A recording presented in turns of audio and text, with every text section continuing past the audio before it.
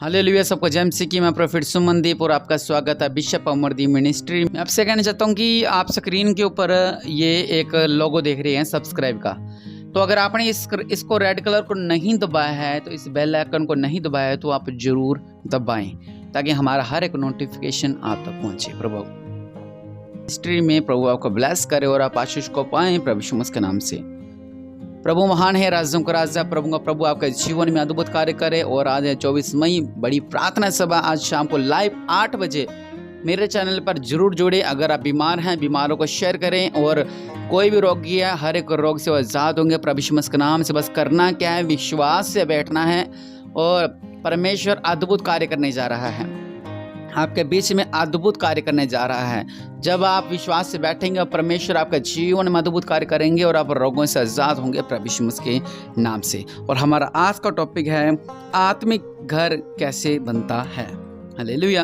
अगर हम इस पे चलें तो इसके ऊपर भी बहुत से टॉपिक और हमने कुछ टॉपिक बना रखे हैं पवित्र बाइबल में से, और मेरे ही चैनल पर आप देख सकते हैं। लेकिन आज कुछ अलग परमेश्वर मुझे आपको बताने के लिए कहा। और अगर हम पवित्र बाइबल पढ़ते हैं उसमें बहुत से ऐसे टॉपिक है जो आत्मिक आगे बढ़ने के हैं। लेकिन मैं बताना चाहता हूँ आपको कि आत्मिक घर कैसे बनता है। हालेलुया। अगर हम पढ़ते हैं मत्ती 7:24 में, यहाँ पर दो मनुष्य के बारे में लिखा गया है। लिखा है कि घर बनाने वाले दो मनुष्य हैं, एक बुद्धिमान और दूसरा मूर्ख। इसमें से मैं आपको बहुत जरूरी बात आपको बताऊंगा। और मैं इसलिए पढ़ रहा हूँ क्योंकि लोग जो हैं वो चाहते हैं कि हम इस वचन को हम जानें और समझें, इसलिए मैं आपसे शेयर कर रहा हूँ इस वचन को। और वचन कहता है, इसलिए जो कोई मेरी ये बातें सुनकर उन्हें मानता है वह उस बुद्धिमान मनुष्य के समान ठहरेगा जिसने अपना घर चट्टान पर बनाया।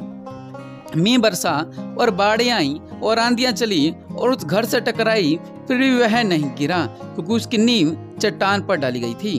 परंतु जो कोई मेरी ये बातें सुनता है उन पर नहीं चलता, वह उस निर्बुद्ध मनुष्य के समान ठहरेगा जिसने अपना घर बालू पर बनाया। मींह बरसा, बाढ़ें आई, आंधियां चली, उस घर से टकराई, वह घर गिरकर सत्यानाश हो गया। हालेलुया। आज इसी वचन में से मैं आपको बताऊंगा कि आत्मिक घर कैसे बनता है। हालेलुया। चलो इस वचन को छोड़कर हम हमारे रियल लाइफ में चलते हैं। एक दो मनुष्य हैं, उन दो मनुष्यों के इसी के अंदर में आपके परिवार की बात भी करूंगा, आपके हालातों की बात भी करूंगा, जो आपके साथ होता है उनकी बारे में बात करूंगा। दो मनुष्य हैं, एक मनुष्य प्रभु में आया, दूसरा मनुष्य भी प्रभु में आया। उसके बाद क्या हुआ, वो धीरे धीरे परमेश्वर के भवन जाने लगे। उन्होंने प्रभु यीशु मसीह को, दोनों ने प्रभु यीशु मसीह को अपना उद्धारकर्ता ग्रहण किया। और एक प्रार्थना में आगे बढ़ रहा है, आराधना में आगे बढ़ रहा है, स्तुति में आगे बढ़ रहा है, वचन में आगे बढ़ रहा है, और उपवास में आगे बढ़ रहा है, सेवा में आगे बढ़ रहा है, और उसकी परमेश्वर आराधना में आगे बढ़ रहा है, वचन में आगे बढ़ रहा है, दान भेंट दशमांश में आगे बढ़ रहा है।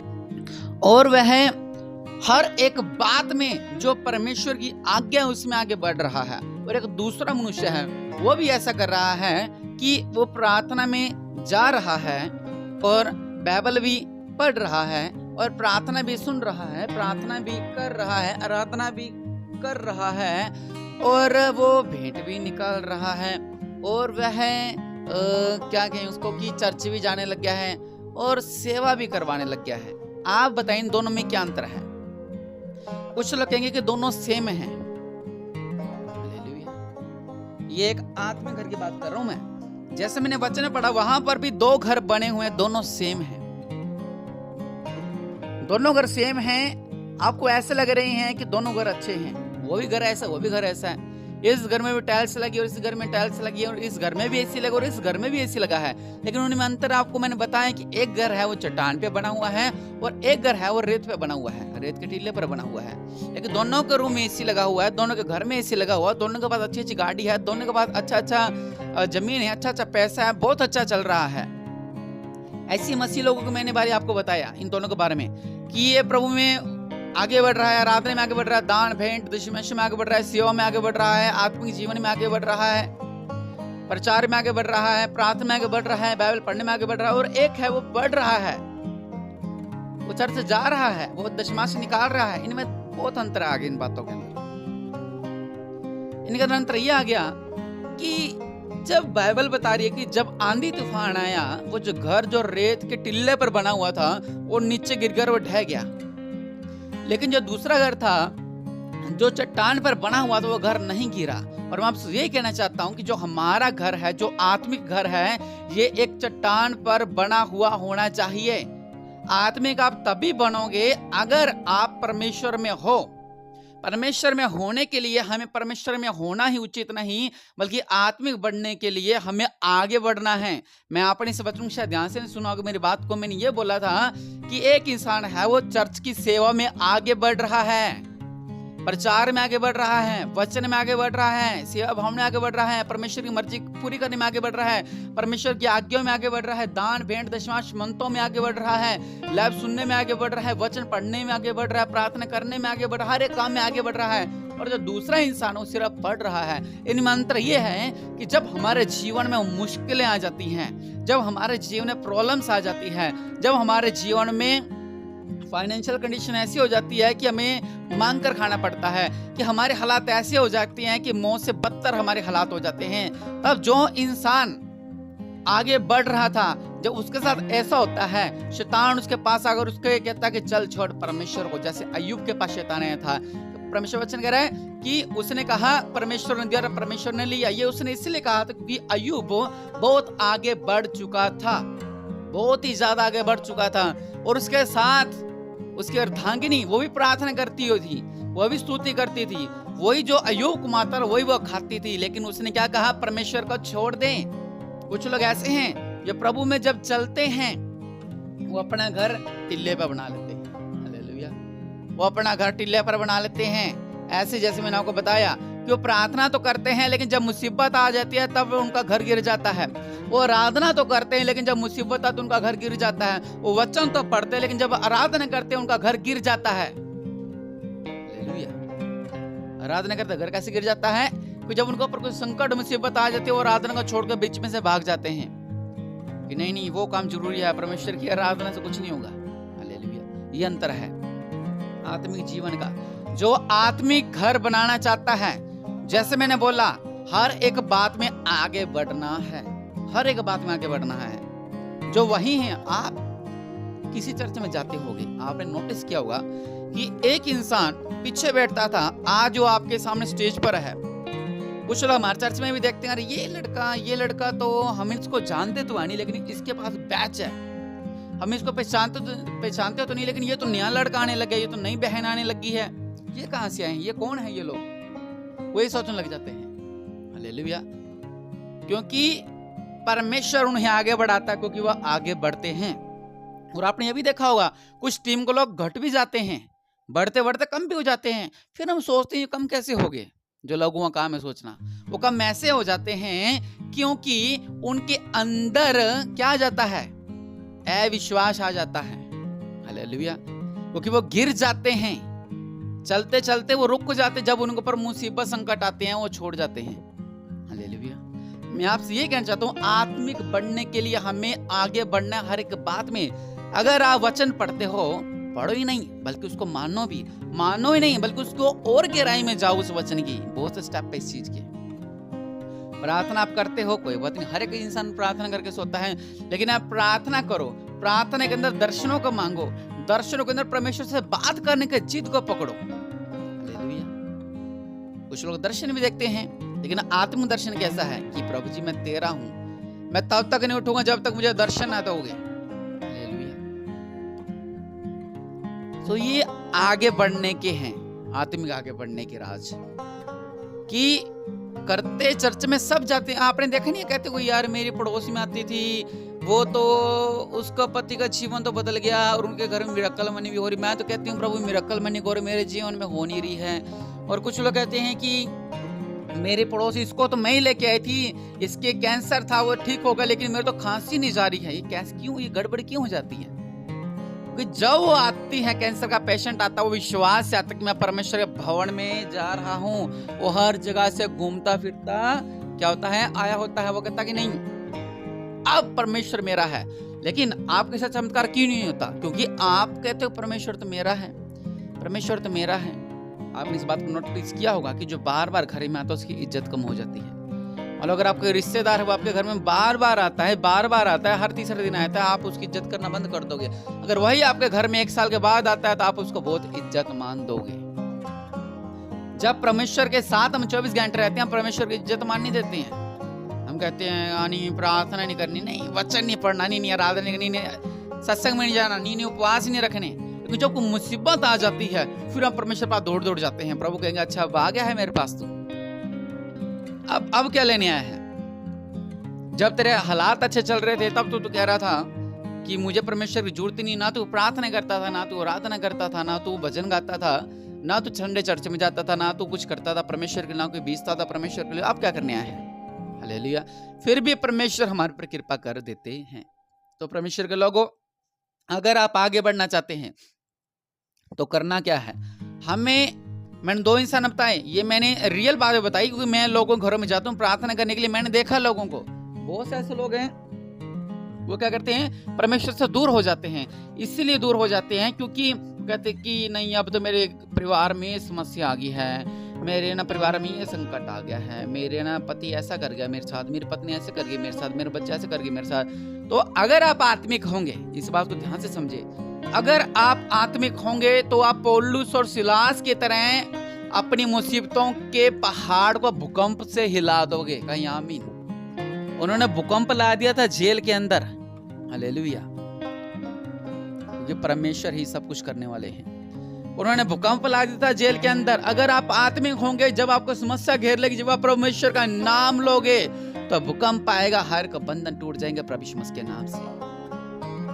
इस छोटी सी बात की गहराई को समझे कि घर तो दोनों सेम ही लगते हैं, मसीह सेम ही लगते हैं। कोई 20 साल से मसीह, कोई 30 साल से मसीह, कोई 5 साल से मसीह, लेकिन अचानक 6 महीने वाला मसीह स्टेज पर आ जाता। क्यों आ जाता है वो? क्योंकि वो आत्मिक बन चुका है। हालेलुया। वो परमेश्वर का प्यासा है। आत्मिक बनने के लिए हमें परमेश्वर का प्यास में डूबना है, बहुत ज्यादा डूबना है, परमेश्वर के लवलीन में डूब जाना है। मैं ये नहीं करेगा कि आप काम दाम छोड़ो, मैं ये नहीं कर रहा। जब आप परमेश्वर के समय दे रहे, उस समय पूरा डूब जाए, परमेश्वर का लवलीन हो जाए परमेश्वर के अंदर। हालेलुया। तो ही आप घर बना पाओगे। अगर आप सिर्फ अपनी प्रार्थनाओं को आगे नहीं बढ़ा रहे हो, अपनी आराधना को आगे नहीं बढ़ा रहे हो, आप संडे को आराधना में जाते हो, आप जिद पकड़ के जाओगे प्रभु आज मैं चंगा छुटकारा पाके आऊंगा, यह आत्मिक। आज परमेश्वर जी बहुत दिन हो गया, 6 महीने से मेरे पति ने मुझसे बात नहीं की ना, अब देखो मैं आत्मिक बन रहा हूं, अब मैं प्रार्थना करने वाला हूं परमेश्वर के नाम से। आज परमेश्वर मेरी प्रार्थना को सुनेगा। हालेलुया।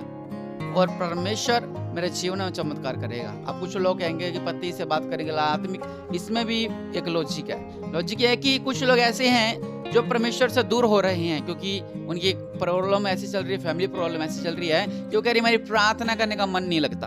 और क्यों नहीं लगता? क्योंकि उनके जो चारों तरफ के हालात हैं वो हालात नहीं सुधर रहे हैं। वो आत्मिक बनना चाहते हैं लेकिन चारों तरफ के हालात, परिवार का हालात ऐसा, भाई का हालात ऐसा है, और पड़ोस का हालात ऐसा है, और रिश्तेदार का हालात ऐसा है। कोई भी नहीं, अकेला वो इंसान रह चुका है। वो करे क्या? वो कैसे आत्मिक बन सकता है? वो आत्मिक नहीं बन सकता। पहले उसको उन मुश्किलों को पीछे करना पड़ेगा, और मुश्किलों को पीछे करने के लिए उसको आत्मिक बनना पड़ेगा। आत्मिक बनने के लिए उसको प्रार्थना करनी पड़ेगी, और प्रार्थना करने के लिए उसका मन लगना बहुत ज्यादा जरूरी है। ये बस वही समझ सकता है कि जो इन हालातों से गुजरा हुआ है।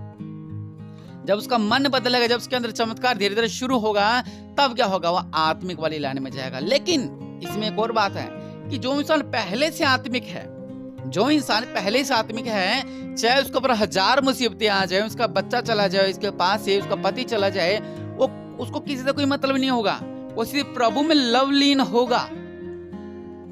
लेकिन जो आत्मिक परमेश्वर लवलीन होगा, उसके पास सब कुछ उसको मिल जाएगा जो उससे छीना गया है। लेकिन मैं वो बात कर रहा हूँ कि जो घर बना रहे हैं उनकी बात कर रहा हूँ मैं, जो पहले से आत्मिक, उसकी बात नहीं कर रहा मैं उनकी बात कर रहा हूँ जो आत्मिक घर बना रहे हैं। और आत्मिक घर बनाने के लिए आपने यही करना है कि जो आप कर रहे हो, प्रार्थना, उपवास, संडे चर्च जाना, परमेश्वर के लिए बीज बीजना, हर एक काम में आपको बढ़ना है आगे, वहीं रुकना नहीं है।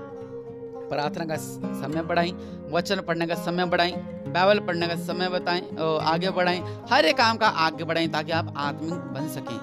आज आप 20 साल पहले 10 रुपए निकालते थे परमेश्वर के लिए, और आज 20 साल बाद भी परमेश्वर के लिए 10 रुपए निकालते हैं, तो आप आगे नहीं बढ़े अभी तक। ये घर बनाने के लिए आत्मिक। और एक बात और, जब आप आत्मिक बन गए, जब आपने घर बना लिया आत्मिक वाला, तब आंधी तूफान आएंगे लेकिन आपको गिरा नहीं पाएंगे।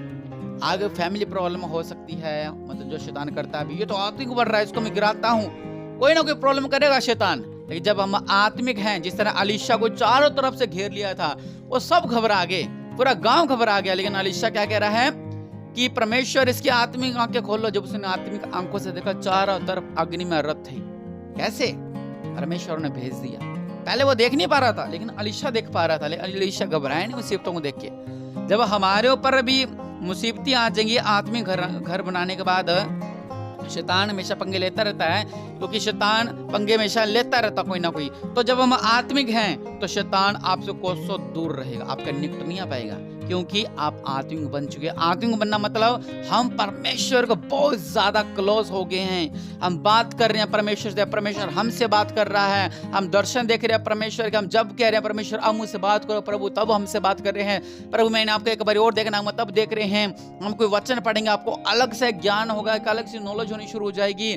और जब आप आराधना करोगे, आपके अंदर पवित्र आत्मा आएगा। और जब आप लाइव जुड़ेंगे, तब भी आपको सामर्थ्य दिखेगी, जब हर एक बात में आप आगे बढ़ जाओगे। हालेलुया। लेकिन ये अलग, ये टॉपिक बहुत बड़ा है, लेकिन समय बहुत ज़्यादा हो रहा है। मैं चाहता हूँ कि मैं और भी आपको इसके बारे में बताऊँ, लेकिन समय बहुत कम है, क्योंकि ज़्यादा वीडियो लंबी चली जाती है तो लोग सुनते नहीं हैं। हालेलुया।